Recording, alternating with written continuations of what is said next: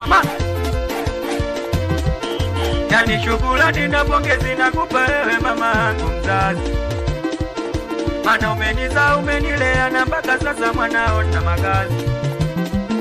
Yani shukrani na pongezi nakupa wewe mama yangu mzazi, maana umenizaa umenilea na mpaka sasa mwanao na makazi. Maana maisha siyo hadithi kusema fungwe kitabu, kuhusu malezi yangu najua ulipata tabu. Maana maisha siyo hadithi kusema fungwe kitabu, kuhusu malezi yangu mama ulipata tabu. Maana miezi 9 tumboni pamoja lisumbua ila ulivumilia, yani na maneno ya manesi kwenye nyumba ya serikali ulivumilia mama yangu.